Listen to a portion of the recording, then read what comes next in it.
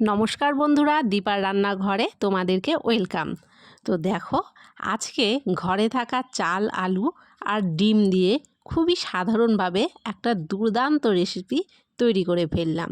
তো কিভাবে আজকের এই রেসিপিটি আমি তৈরি করলাম সেটি তোমরা প্রথম থেকে শেষ পর্যন্ত ভিডিওটি না টেনে দেখতে থাকো। আর রেসিপিটি কেমন হয়েছে কমেন্টে অবশ্যই জানিও। তো তার জন্য আমাদের লাগছে গোবিন্দভোগ চাল। এখানে আমি গোবিন্দভোগ চাল নিয়েছি।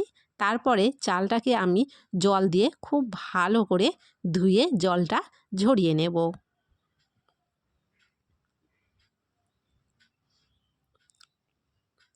চালটা পরিষ্কার করে আমি ধুয়ে জলটা ঝরিয়ে নিয়েছি। আর দেখো, এখানে নিয়েছি আমি পেঁয়াজ কুচি, কাঁচা লঙ্কা, টমেটো, ধনেপাতা আর বড় করে কেটে রাখা 4 টুকরো আলু, আর নিয়েছি 2টো সেদ্ধ ডিম। তো ডিমের গায়ে আমি একটু কেটে কেটে দিলাম।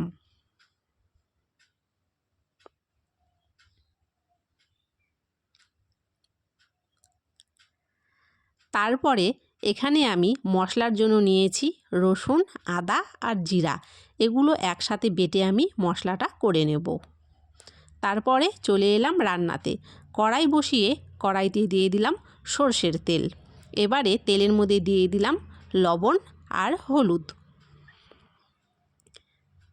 এবারে কেটে রাখা আলুগুলো তেলের মধ্যে লাল করে ভেজে নেব। তো আলুগুলো কিন্তু আমি খুব সুন্দর লাল করে ভেজে নিয়েছি, এখন তুলে নিলাম। ওই তেলের মধ্যেই এখন আমি ডিম 2টো ভেজে নিচ্ছি।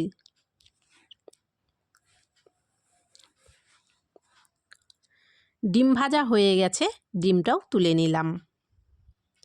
এখন ওই একই তেলের মধ্যে আমি ফোড়ন দিয়ে দিচ্ছি একটা শুকনো লঙ্কা, দিয়ে দিলাম একটা তেজপাতা, আর এখানে আমি দিয়ে দিচ্ছি একটা এলাচ, একটা দারচিনি আর লবঙ্গ ফোড়ন।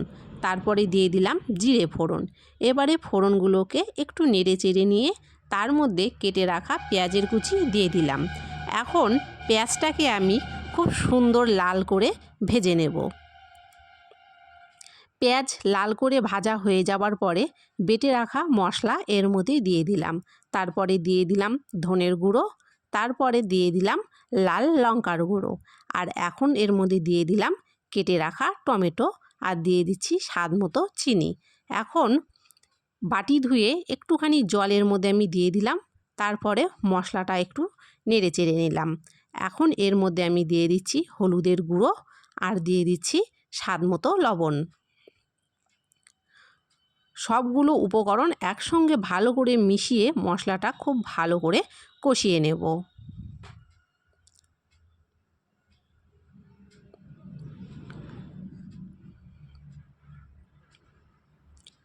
মশলাটা একটু কষিয়ে নেওয়ার পরে এখানে দিয়ে দিচ্ছি 1 মুঠো ধনেপাতা। আবারও মশলাটা খুব ভালো করে কষিয়ে নেব। তো দেখো, মশলা কিন্তু আমি খুব ভালো করে কষিয়ে নিয়েছি। এখন আগে থেকে ধুয়ে রাখা চাল এর মধ্যে আমি দিয়ে দিচ্ছি। এখন মশলার সাথে চালটা খুব ভালো করে ভেজে নেব।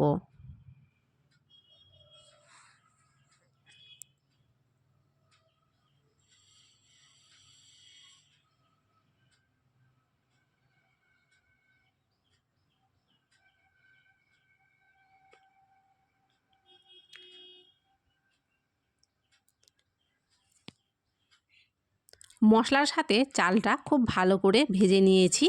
এবারে এর মধ্যে দিয়ে দিচ্ছি আমি পরিমাপ মতো জল।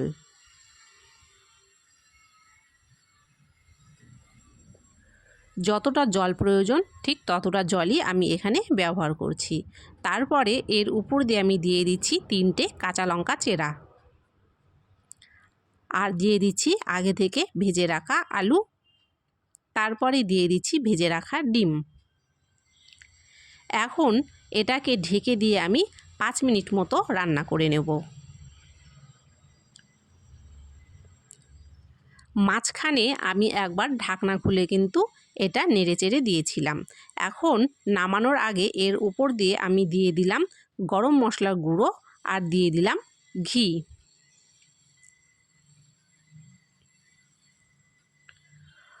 তো দেখো, এখনও বেশ জলা ভাব কিন্তু রয়েছে।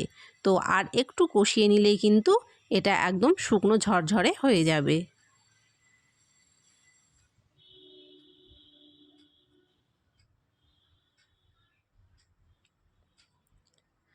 আলু কেটে দেখিয়ে দিলাম, আলুটাও কিন্তু খুব ভালো করে সেদ্ধ হয়ে গেছে।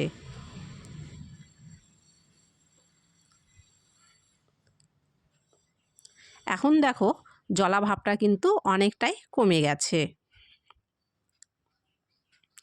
এখন আমি গ্যাস ওভেন অফ করে 5 মিনিট মতো ঢেকে রেখে দেব।